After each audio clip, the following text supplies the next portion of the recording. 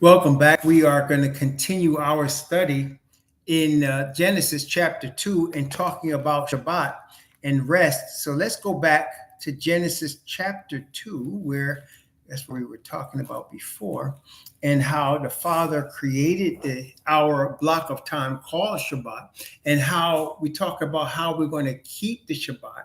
And how we keep the Shabbat, we're trying to rest. We're trying to rest spiritually, emotionally, physically. We're trying to rest.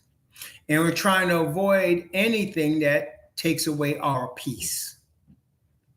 Okay? That's what we're trying to do. That's how you keep the Shabbat. You rest and you live in peace. And you try to avoid anything that takes away your rest and your peace. And you try to avoid any persons that take away your rest and your peace. And for different people, some of us, there's a lot of similarities. Like, for example, like I said, you could be in a peaceful place, a quiet place, or a tranquil place, and that helps for a lot of people. But wherever you are, you're trying to be at rest and at peace with yourself, with other people, and of course, with your Heavenly Father. You're trying to be at rest and at peace. You're not trying to work.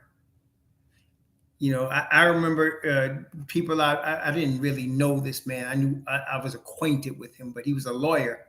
And he liked to continually talk about his cases on the Shabbat, about the documents he had to write, the briefs he had to write. And he did that on Shabbat. And just listening to him took away my peace because he was constantly thinking about his job on Shabbat. That's not rest. You understand? That's not rest. When you're trying to rest, you're trying to rest. Take away everything that's going to take away from your peace, from your rest, and any persons. Obviously, I had to separate myself from that person.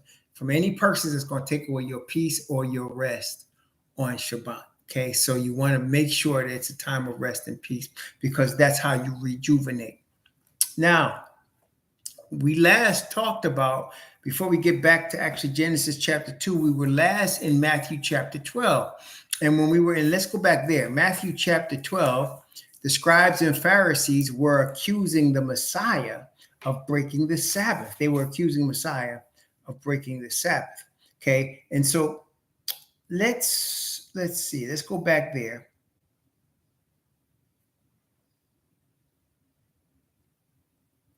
And Messiah said to them that he was the Lord of the Sabbath, right? So here we saw in verse 2 of Matthew chapter 12, just highlighting what we went through.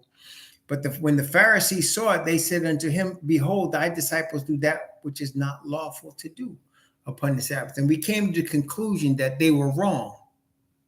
Messiah had not broken the Sabbath. The disciples had not broken the Sabbath, but they were being accused by men who created a man-made religion. So again, let's make sure we understand when we're being obedient to the Father, we're not following man-made rules. Okay? And so man-made religion in and of itself is disobedient to the Father.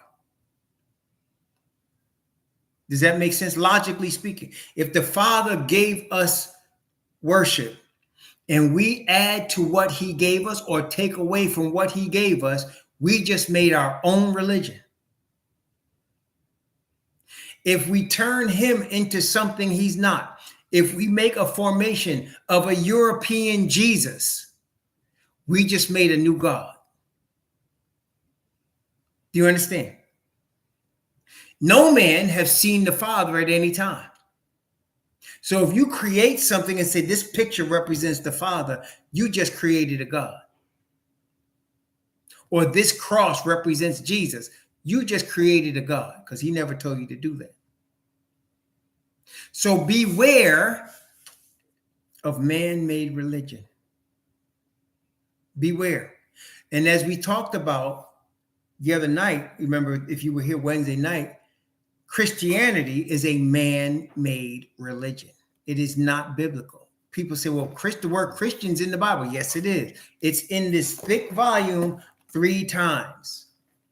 And the 3 times it's in there, the word Christian does not describe a person that's in the religion of Christianity. The word Christian describes a person that's a follower of the Messiah, who was a Hebrew of the tribe of Judah. That's what it's describing. A person that's following Messiah. It is not following a religion. Christianity is a religious institution. Y'all see the difference? So when you're following a religious institution, you're not following the Father, because he didn't give you a religious institution. He gave you himself, and he gave you his covenant, and he didn't just give it to anybody. He didn't give it to everybody. He gave it to Israel. I am Yahweh. I am the Lord thy God, which brought thee out of the land of Egypt. He didn't do that to everybody. Out of the house of bondage. He didn't do that to everybody. That's for Israel. Okay? That's for Israel. So anything aside from that is a man-made religion. Okay? So if you're going to worship the true God, you're worshiping the God of Israel. Okay? That's 666. The 3 Abrahamic religions are man-made. There is no Christianity in the Bible. There is no Islam in the Bible. I know the Islamic tried to say, well, anybody that follows God, oh yeah, so my God's an alligator, so I guess I'm an Islamic. What God you talking about? There's only one true God. It's the God of Israel. And he gave the covenant. He didn't give no Islam. He didn't give no Mecca. He didn't give no Arab as your prophet. All his prophets are Hebrew Israelites. That's all he has in the Bible now. And as far as Judaism, well, we see in Pharisees right here. So now, let's go. Let's move forward. Colossians chapter 2. Here's another scripture. Again, beware of people that take a text and turn it into a doctrine without seeing what the Bible says on the subject. Colossians chapter 2 is the example. It's the poster child for Christians trying to create doctrine of no law based on 1 verse, 2 verses. It's poster child. And we're going to see how, I'm going to show you how the Bible blows up that false doctrine. And I mean blows it up just by simply reading it in its context. Again, like I said, I poke on Christianity because a lot of us are affected by that coming out of the United States of America and England, right? You come out of the United States of America, Canada, England, or Europe, you coming out of a European-based religion that's mostly Christianity. And I'm telling you, that's not in the Bible. Let's look at it. Let me show you first the verse. And you've heard this. If you're a Christian, you heard this one. Colossians chapter 2. Colossians chapter 2. Colossians 2, let's start at verse 14 and go down to verse 16. And tell me if you've heard this from your Christianity. Okay? And watch. Colossians chapter 2 from verse 14 to verse 16. Blotting out the handwriting of ordinances that was against us, which was contrary to us, and took it out of the way, nailing it to his cross. Now they're going to tell you that's the 10 commandments. That's all of us, them 600 some laws that y'all can't keep. Let's keep reading. And having spoiled principalities and powers, I don't know what that got to do with the but having spoiled principalities and powers, he made a show of them openly, triumphing over them in it. Let no man therefore judge you in meat or in drink or in respect of a holy day or of the new moon or of the Shabbat days. Verse 17, which are a shadow of things to come, but the body is of Christ. Y'all know you heard this one. And they'll tell you, see, the law is nailed to the cross. The Bible said it. Now, let's look at the exact same verse, but let's add some context to it. Context meaning more verses before and after it, so you can see what it's really saying. Okay? Okay?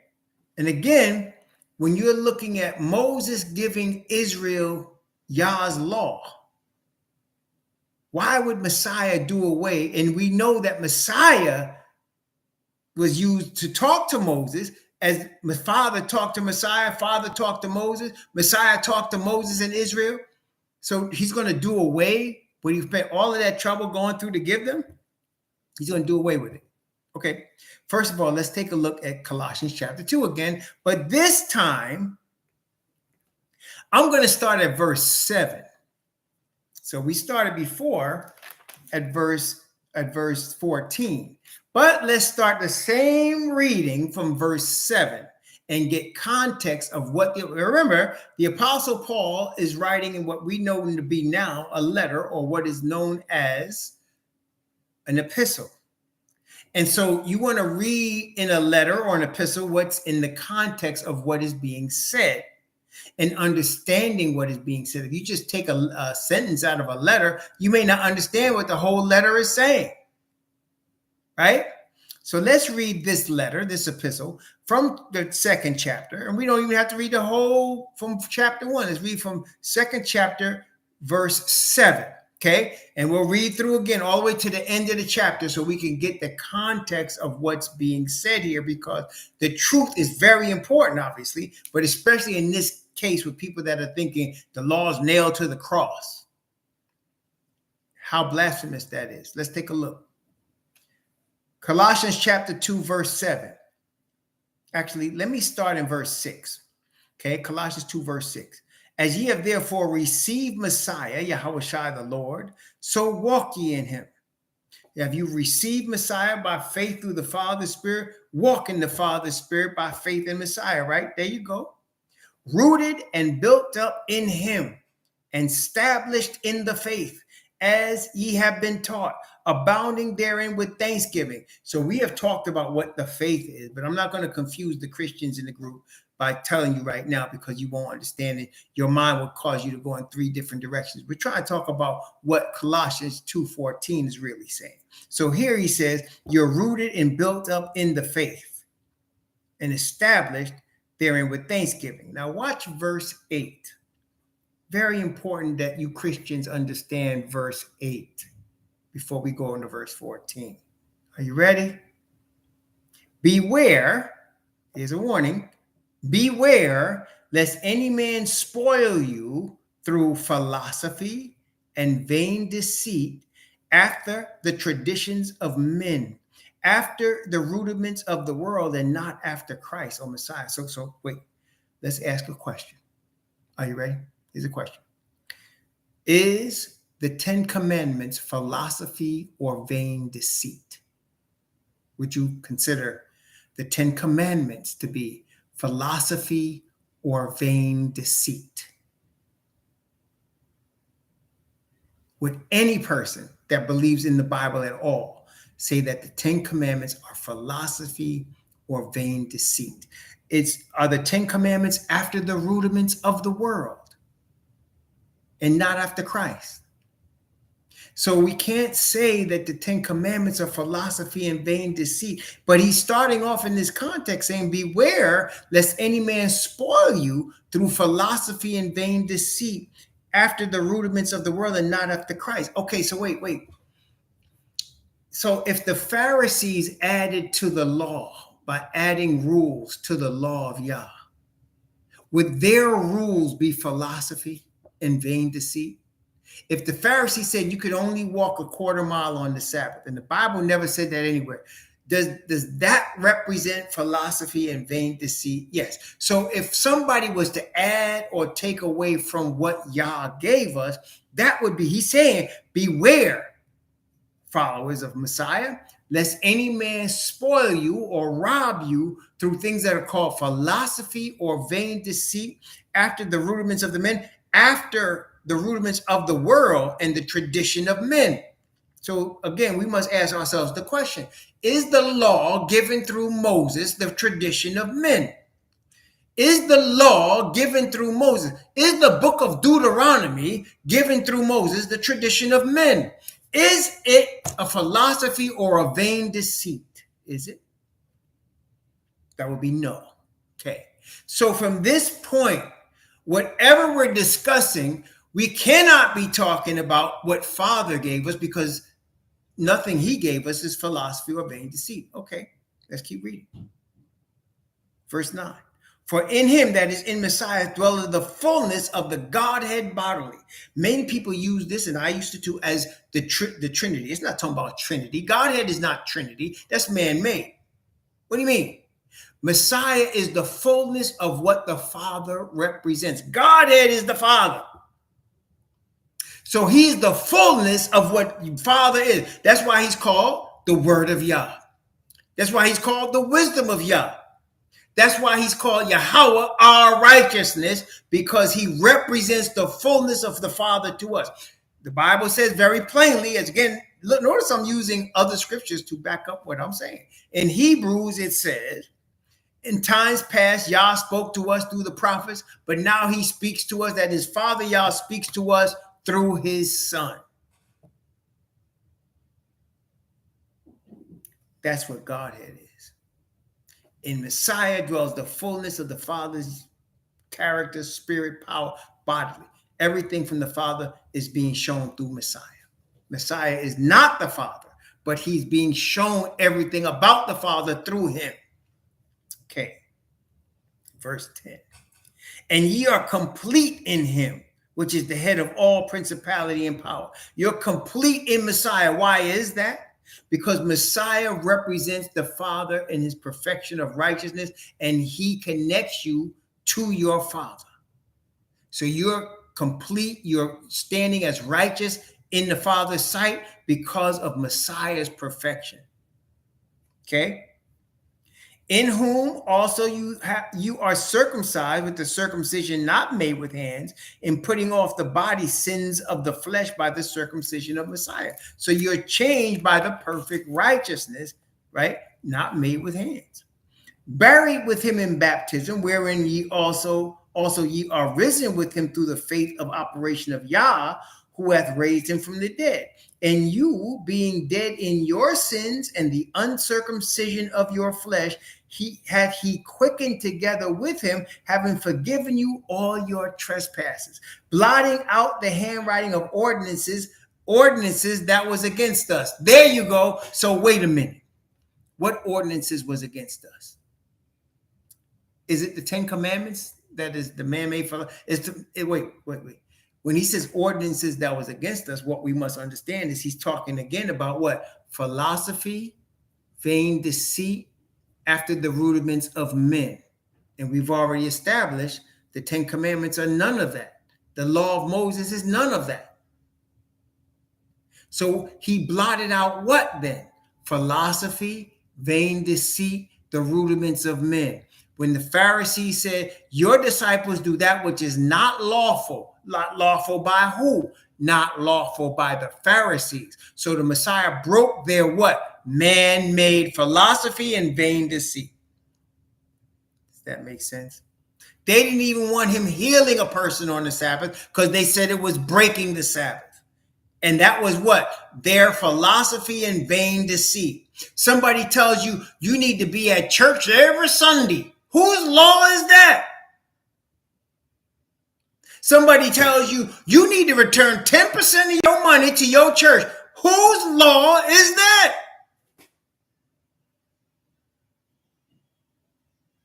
That's what the Messiah nailed to his cross. Man-made religion. That's why Paul called it, he said, I prospered in the Jews' religion. That's not Father's religion. It was the Jews' religion. Okay, let's keep reading. Verse 14. Blotting out the handwriting of ordinances that was against us. Let's read all the way to the bottom now. You're going to see some more. Blotting out the handwriting of ordinances that was against us, which was contrary to us, and took it out of the way, nailing it to his cross, having spoiled principalities and powers. Principalities, let me ask you, is Father's people a principality? Father's chosen people of Israel, is that a principality? Is that a principality? Is this chosen people? What is it then? It's not. It must be a church. Israel must be. It must be a denomination, right? We must be. Well, what is it? The principality, can I say this? You ready? Is the Sanhedrin a principality? Is the Sanhedrin of Sadducees and Pharisees a principality? Yes, they are. Is it a power? Yes, it is. They control people's conscience.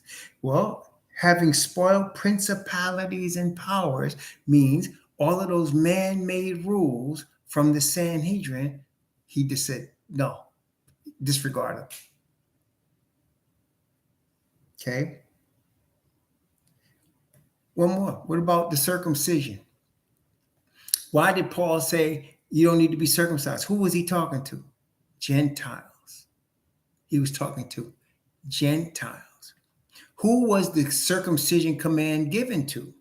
It was given to Abraham and his seed. Correct?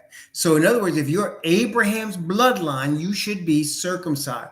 So Gentiles that are receiving the truth of the spirit of perfect righteousness don't need to be circumcised because it wasn't given to them.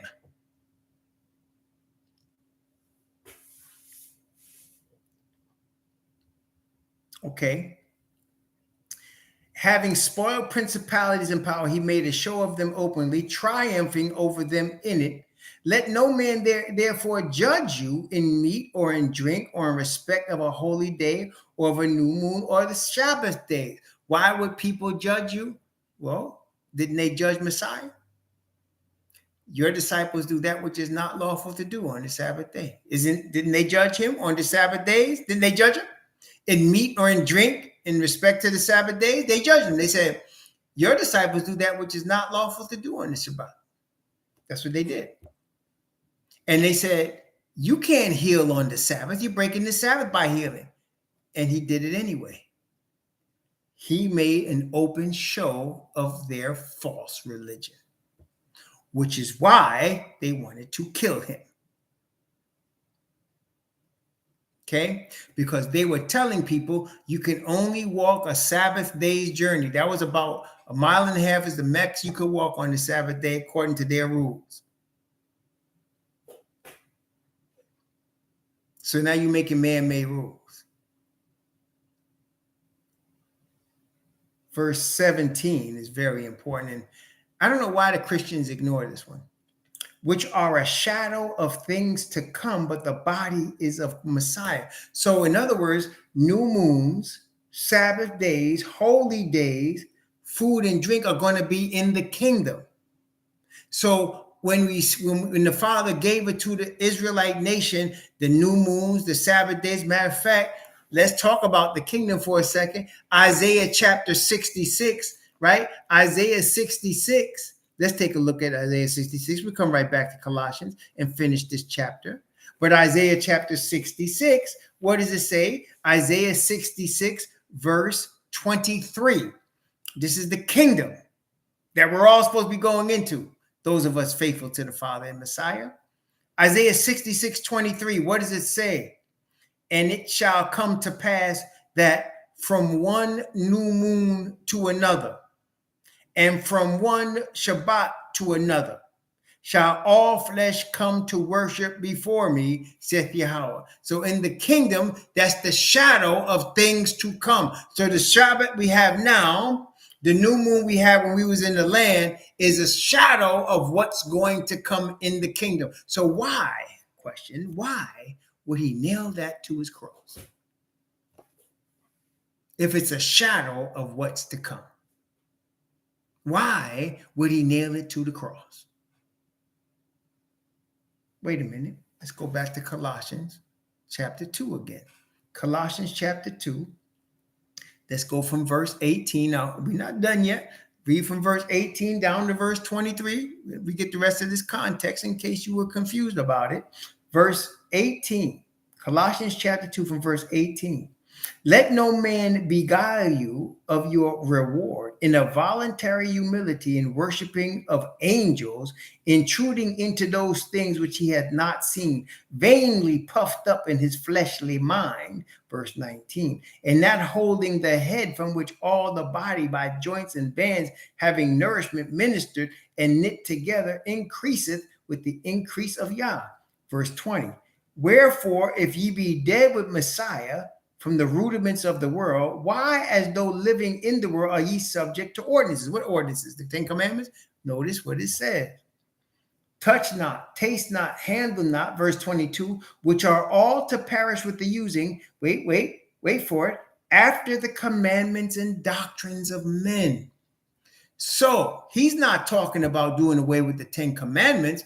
He's talking about doing away with commandments and doctrines of men dressed around the 10 commandments. Does that make sense? Commandments and doctrines of men that causes a Pharisee to say, you can't go through the field of corn and pluck and eat because you're breaking the Sabbath. You can't heal anybody because you're breaking the Sabbath. If you don't wear a long beard, you're not an Israelite. You need to wear a big white wrap around your head or you're not an Israelite.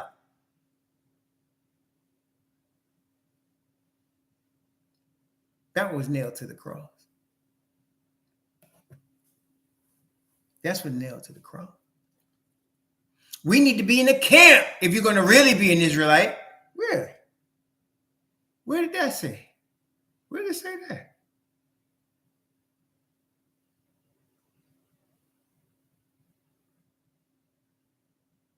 That's what he really nailed to the cross. You need to come to church on Sunday to this building we built with stained glass pictures of a white Jesus with a lamb in his hand. You need to support the pastor. He's the anointed. You need to give him 10% of your money. I thought it was for the Levites, the poor, the fatherless, and the widow. I thought y'all didn't dwell with buildings made with hands, which are figures of the truth. I thought that was the case. See? That's what he nailed to the cross. Christianity, Islam, Judaism, nailed to the cross. Man-made religions with their own rules and their Talmuds and their books, nailed to the cross.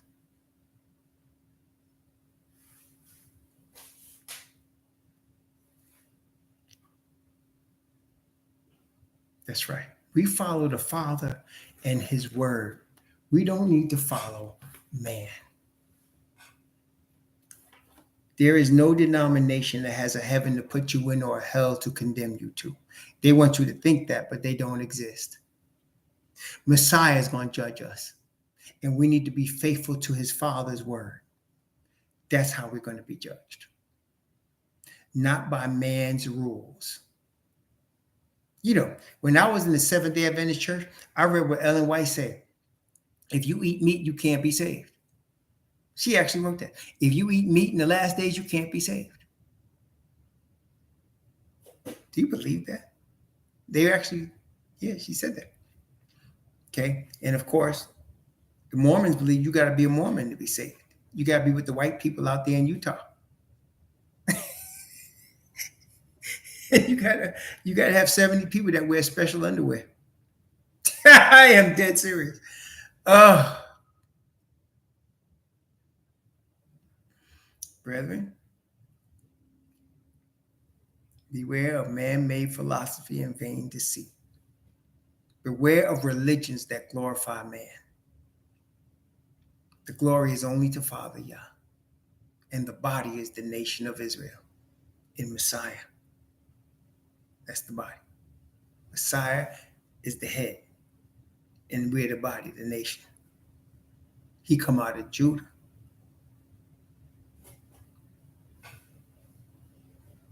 Okay. Colossians, let's read the last one. So let's do that. Let's read 22 and 23 again. Which are all to perish with the using after the commandments and doctrines of men, which things have indeed a show of wisdom in will worship and humility and neglecting of the body, not in any honor to the satisfying of the flesh. Worship of man, brethren. That's what man-made religion's about. Glorification of their church, whether it be Pentecostal church, Adventist church, Mormon church, The glorification of their church is the glorification of man, because it's an institution made by man. The Father never made any Christian institution. He never made any Christianity religion. Never did that. He called a man, Abraham, which he had a son, Isaac, which had a son, Jacob, whose name was changed to Israel. That's his chosen people, period. He doesn't change. He doesn't change his mind. He didn't make no mistake. That's his chosen people. And he had an Israelite, Paul, from the tribe of Benjamin, take the word of the Hebrew Messiah to the uncircumcised. That's what he did. So that the uncircumcised will understand perfect righteousness comes from the God of Abraham, Isaac, and Jacob through Messiah Yahushua. They will understand that. See, these things that he's writing about in most of his letters about people teaching them falsehoods, the falsehood teachers were Jews. He's a Jew, but he was teaching of the truth of righteousness by faith in Messiah. But the falsehood teachers were also Jews. They were Pharisees. That's why you had the meeting in Acts chapter 15. Pharisees would come behind him and teach falsehoods. And he spent a lot of his time trying to get the people back to the truth. The faith is the faith of Messiah, which we know to be Father's righteousness.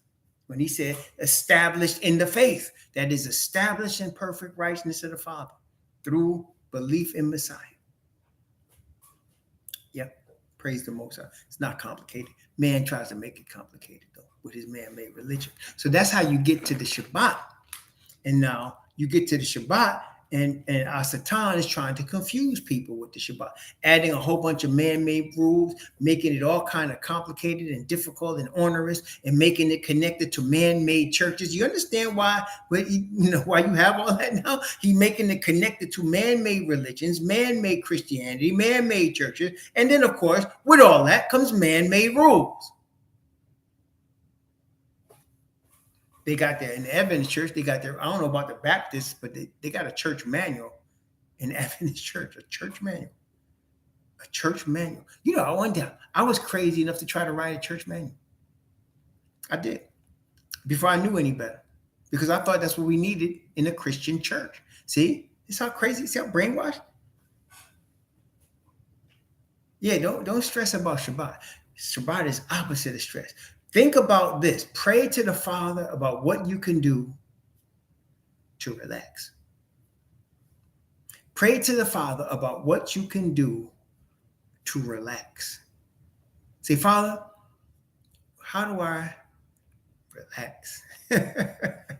How do I de-stress? You know, sometimes it might mean you got to drive somewhere far away to get away from your neighborhood, from whatever. And, you know, especially like you down here in Florida, maybe you got to drive to the ocean and go to the beach and sit out there and catch the peacefulness of the water. You know what I'm saying? Sometimes you got to go out maybe to the woods and catch peace and quiet with the birds singing. Sometimes you go to some people that you like to hang out with, and you go hang out with them and you get a chance to chill a little bit. That's really Shabbat. You are in chill mode. And you're giving praise to your Father. You are in chill mode. And you're trying to avoid anything to take you out of chill mode. Y'all got me? Y'all see what I'm saying? See how easy that is, though? See how easy that is? When we was in New York, we used to drive out to Long Island sometimes, go upstate sometimes. When we was in New York, sometimes we go to Connecticut on Shabbat. We try to do stuff like that. Or really, what the easiest thing we did, fortunately for us, is that, like I said, I lived about 2 blocks over from Central Park. I would take a little boy and walk through Central Park, climb on the kids, thing with him, and play on trees and stuff. That's what we did on the Shabbat to make it more enjoyable. I taught him how to ride his bike on Shabbat. So that's that type of stuff. De-stress, rest. That's what you did. I seen people when I was in the Adventist church get their kids in these suit and tie, these monkey suits all day, make them sit down in these pews all day in church, thinking that by staying in this building all day, somehow you are going to get salvation and you're going to help your children. I felt bad for them kids. And I was close to being that way myself, I'll be honest. But it took me a while to break out of it, man. Yeah. And when we was in Virginia, we just take long walks, go to different spots, take walks, go to parks, go find places that you can go to that's going to get you peace. Yeah, find places you can go to. Central Park in Brooklyn, there was a park called, there's a park. It was by Bishop Ford High School. I forgot the name of the park. It's been a long time, but we would go. I would just go there because I like hanging out there. It was cool, and just go to some place. And then my aunt lived in Fort Greene, and right next to our house, they have a big old giant park. Sometimes they have concerts out there. Go someplace where you can get quiet and peace, man. It's worth it. Whether you could drive or walk, whatever you gotta do. Well, you try to avoid that if you can, Castle King, if you can. Like you try to avoid having to go shopping. I like shopping, food shopping myself, even though it can be kind of stressful. Like I went yesterday, it was kind of stressful, but try to get it done before Shabbat. My wife and I usually go on Sunday. We do our shopping on Sunday. So we'll go and catch, we'll do it on Sunday. And usually, like, I'll do it during the week. Course of the week, I'll stop in the store and get stuff during the course of the week if I can. But I try to keep the Shabbat from having to go shopping if I can.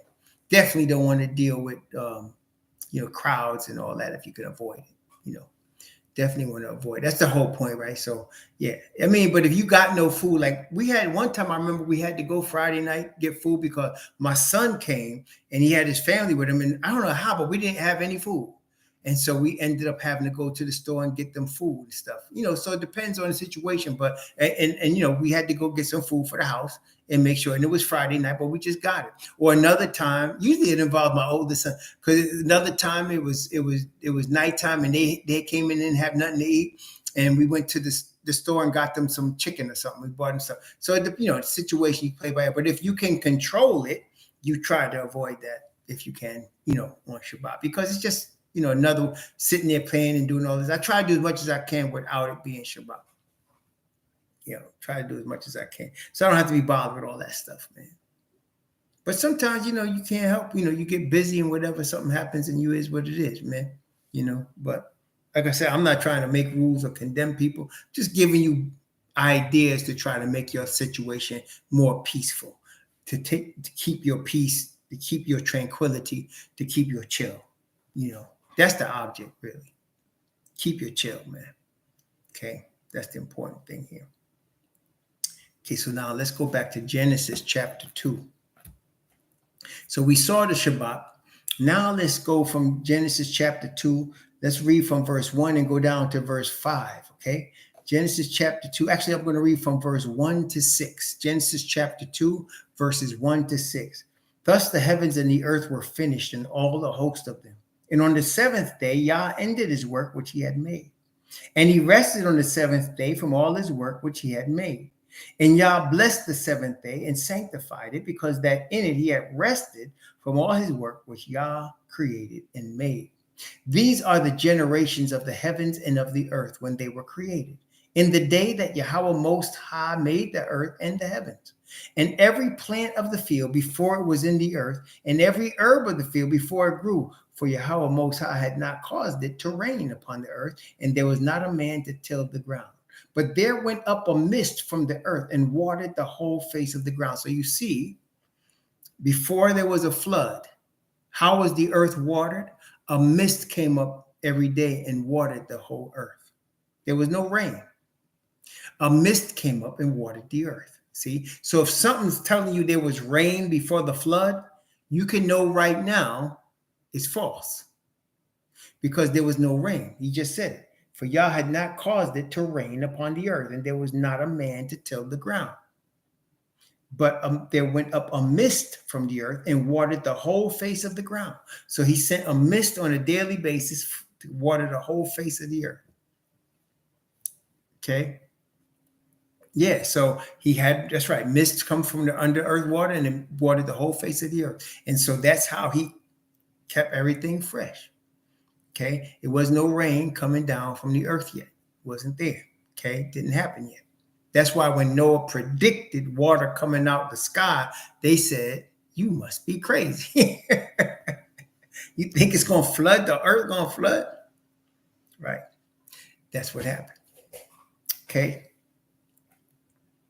All right. And then we know about verse 7 from the creation of man, but let's go, we're there. And Yahweh Most High formed man of the dust of the ground and breathed into his nostrils the breath of life, and man became a living soul. Again, it is the elements of earth plus the breath of the Father makes man a living soul. If you are missing either the elements of the earth or to separate from the breath of the Father, you are not a living soul anymore. In order to have a soul, you need the breath of the Father and you need the elements of the earth that make up the man or the person.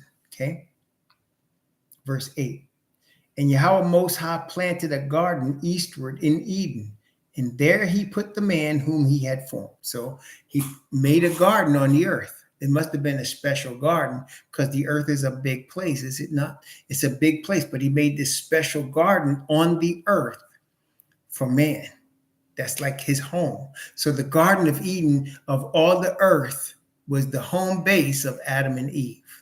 That was the home base. The Garden of Eden was the home base. Okay. So he had the whole world for himself. Imagine that. And then he had the Eden was the home base. Okay. Verse 9. And out of the ground made Yahweh Most High to grow every tree that is pleasant to the sight and good for food. The tree of life also in the midst of the garden, and the tree of knowledge of good and evil. So in this Edenic home, there was all kind of food growing there, but there were two special trees in this home. Tree of life and tree of knowledge of good and evil. Now, notice it's called tree of knowledge of good and evil. When we think of knowledge, you think of something you learned. Isn't that correct? Knowledge is something that you have as something you learned. That makes you have knowledge. If you have knowledge of science, that means you have learned science. You've studied it and you've learned it. That's knowledge of science. If you have knowledge of something, that means it's something you have learned, right? Generally speaking, you learn from an experience. So in the Bible also, when a man and a woman have sex, they say he knew her. What does that mean? He has knowledge of her personally, of her body, because he knew her. That's the same knowledge. To have knowledge of it means you have an experience. You know it from experience. You've learned it. Does that make sense so far, y'all? So if you have knowledge of tree of good and evil, you have known evil. You have known evil. Does that make sense? So if you have not known evil, you have no knowledge of evil, you don't have any knowledge of it. You're completely ignorant of evil because you have not known it. You haven't experienced it. So to experience the knowledge of good and evil, in order to really have that knowledge, you must disobey the Father. If you don't disobey the Father, you don't have any knowledge of evil. You only have knowledge of righteousness and life because you have not known anything else. Again, does that make sense? So before Adam sinned, he had knowledge of righteousness, knowledge of light, knowledge of truth, because he did not know anything else by experience. He had not experienced anything else. Now, Adam and Eve were coming at this thing the opposite of you and me. What do I mean by that? Adam and Eve had not known this. So they could live a life of eternity, of power of life by their own experience. So for them to be told, you're going to die if you eat of this other tree, they had to take that by faith because they had never known that. So they had to believe the word of the Father because they had never known it. for them to be told it, that their life would cease to exist, they had to believe it because they didn't experience that. Now, from us, if I was to tell you somebody died, there is no way you don't understand what I just said. You understand what that means because why? In your life, you have experienced people dying. You have experienced animals dying. Every season, you experience the plant life dying, right? So something that's death, you totally get because you've been related to it your whole life. But if I was to say to you, you could live forever with never dying, never getting old, never getting tired, that you must take by faith because you've never known it. So here you have the tree of life. Adam and Eve know about that because they are experiencing it. They were created by the Father to experience that from his hand. He was from his hand. They're his children and they understand life. They don't understand evil because they have never experienced it. So to eat of the tree, meaning now I'm going to eat of evil. I'm going to eat of disobedience. Now you're going to have that.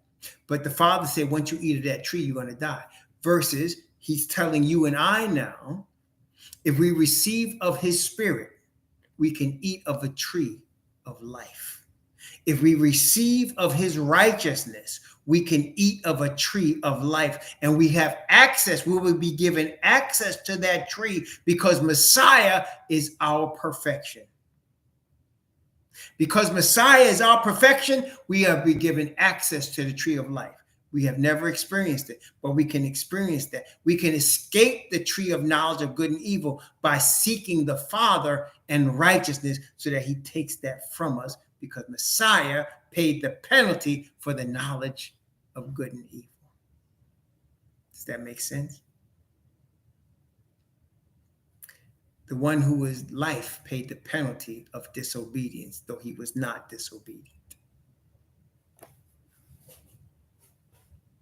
Okay, he never experienced life of evil. But because we did, he paid the penalty as somebody that did on our behalf. Okay? Let's continue. Genesis chapter 2. Let's start at verse 9 again and go from verse 9 down to verse 14. And out of the ground made Yahweh Most High to grow every tree that is pleasant to the sight and good for food. The tree of life also in the midst of the garden, and the tree of knowledge of good and evil. And a river went out of Eden to water the garden, and from thence it was parted and became 4 heads. The name of the first is Pison. That is it which compasseth the whole land of Havilah, where there is gold. And the gold of that land is good. And there is bdellium and the onyx stone. And the name of the second river, Gihon. The same is it that compasseth the whole land of Ethiopia. The name of the third river is Hiddekel. That is it which goeth toward the east of Assyria, and the fourth is Euphrates. So he's naming these rivers. Now we need to understand where these rivers are now has been rearranged by the flood. See, people are looking for now, try to find out where the original Garden of Eden is. It's almost impossible to find out because the earth has been rearranged by the flood. How do I know it's being rearranged? Have you ever seen the continent of Africa pictured next to the continent of South America? If you've seen the continent of South America next to the continent of Africa, it is quite obvious they were once connected. Okay. And then from there, you can surmise that the whole list of land was connected. And there's land that's underneath the ocean water that prior to now wasn't underneath the ocean water. And it was all connected. Remember what he said, let the dry land, look, let's look back to what it says there in Genesis chapter 1. Genesis chapter 1. And let's read verse 9. And Yah said, let the water under the heaven be gathered together in one place, and let the dry land appear. And it was so. And he called the dry land earth, and the gathering together of the waters called he seas. And Yah saw that it was good. So he brought all of the water of the seas together, and he had all of the earth together. So now we don't see the earth together anymore. It's all broken up. And there's earth underneath this water that used to be above the water and is not anymore. So there was a major rearrangement of the earth. So nothing that you see now is as it was when it was created. Does that make sense? Because you can see there's been a major rearrangement of the planet, which tells us how powerful the flood was, how powerful it was, because there's been a major rearrangement. The planet has been now rearranged. Okay, we can all see that. It's pretty obvious, right? It's not take a scientist to know that. But scientists don't always believe in the power of the flood. But again, I am following this book. Okay. All right. Chapter 2 of Genesis, verse 15, beginning at verse 15 and going from verse 15 down to verse 19. And Yahweh Most High took the man and put him into the Garden of Eden to dress it and to keep it. And Yahweh Most High commanded the man, saying, this is a command. He commanded the man, saying, of every tree of the garden thou mayest freely eat. But of the tree of the knowledge of good and evil thou shalt not eat of it. For in the day thou eatest thereof thou shalt surely die. I'll explain that in a second.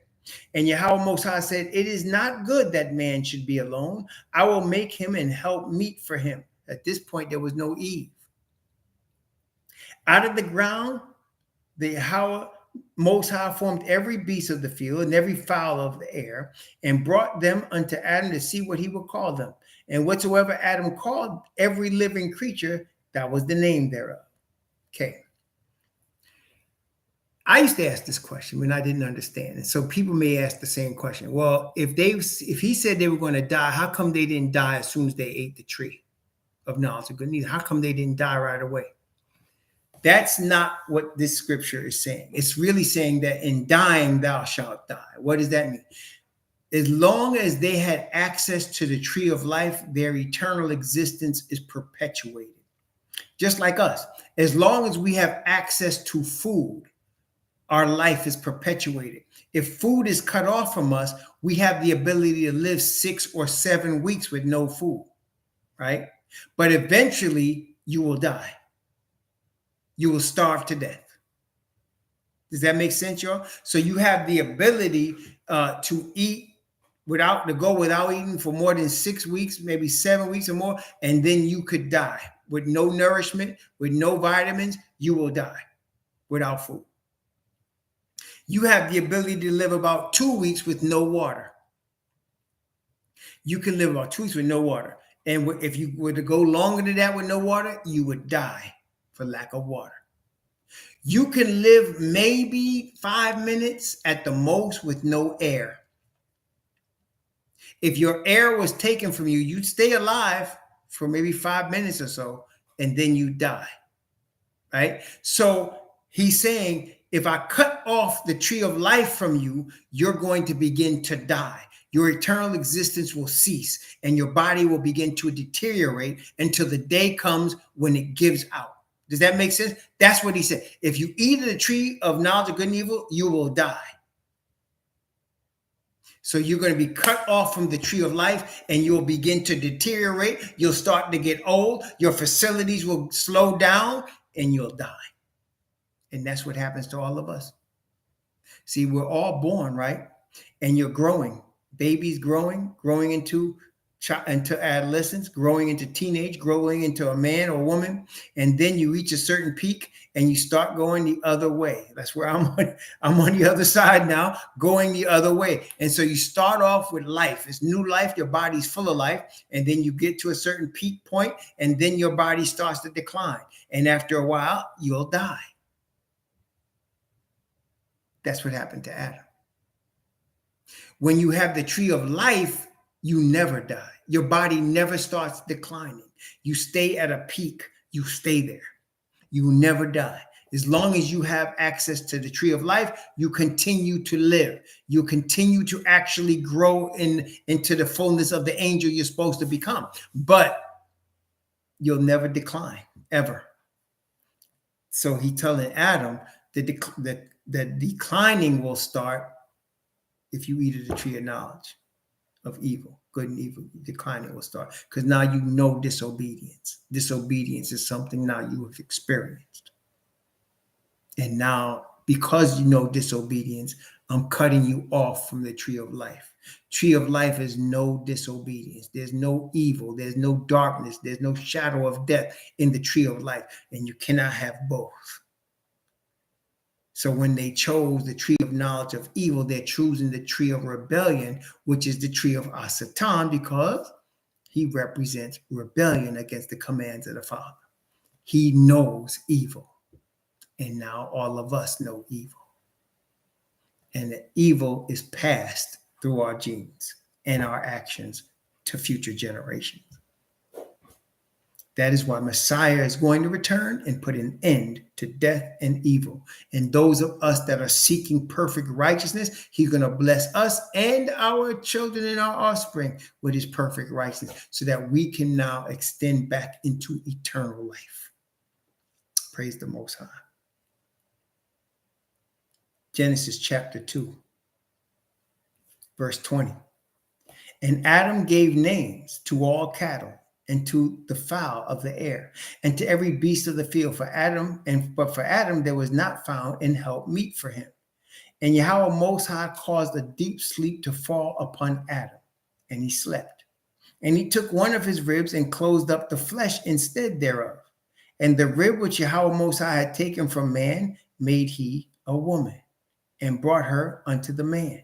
And Adam said, this is now bone of my bones and flesh of my flesh.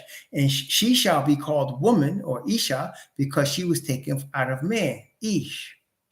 Therefore shall a man leave his father and his mother, and shall cleave unto his wife, and they shall be one flesh. And they were both naked, Adam, the man, and his wife, and were not ashamed. Why?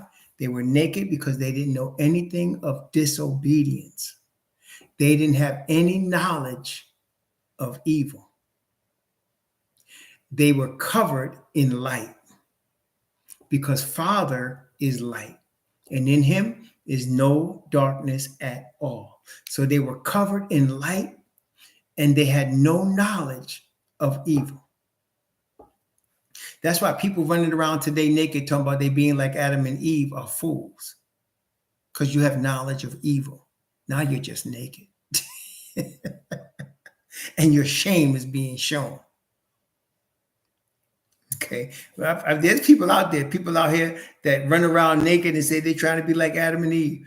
And you obviously don't read their Bible because you have knowledge of evil. And your shame is being shown. Praise the Most High. Yeah, right. I don't even say their name, but yeah, people are doing that. People are doing that. People are doing that. There's whole what do you call those nudist colonies that exist? There's nudist colonies that exist because people believe they're being like they were supposed to be in nature. You see how man does? He started his own thing and he creates his own thing, and then they go from there. And you could be the biggest fool in the world that do it. Man-made rules, man-made things. You know, we're being like Adam and Eve, so we're running around with no clothes on. That's naked and afraid. That's right. That's naked and afraid. That's all that is. Showing your shame. That's all you're doing. Father covers us in his light. When he does that and we're out of Babylon, the third phase, the new body, the new spirit, the new light, there'll be no worry about that stuff because we'll be pure again and free again and covered in light again. Praise the Most High. But now, right, we need to be modest because we have been shown in sin and shame. Praise the Most High. Not that we should walk around ashamed, but we should be dressed modestly because we're covering our nakedness. And again, he told our fathers, don't let people see your nakedness. The only person supposed to see your nakedness is who owns your nakedness, which is your spouse. That's why they say you should leave your father and mother and cleave to your wife or your husband, because you'll be one flesh. That's your nakedness. That's it right there. Praise the Most High. Well, praise the Most High. So we just finished chapter 2 of Genesis, and we're going to continue in another very important chapter, chapter 3 of Genesis. Praise the Most High. May the Most High bless you and keep you. May he cause his face to shine upon you and be gracious unto you. And may he lift up his countenance upon you and give you peace. Shalom.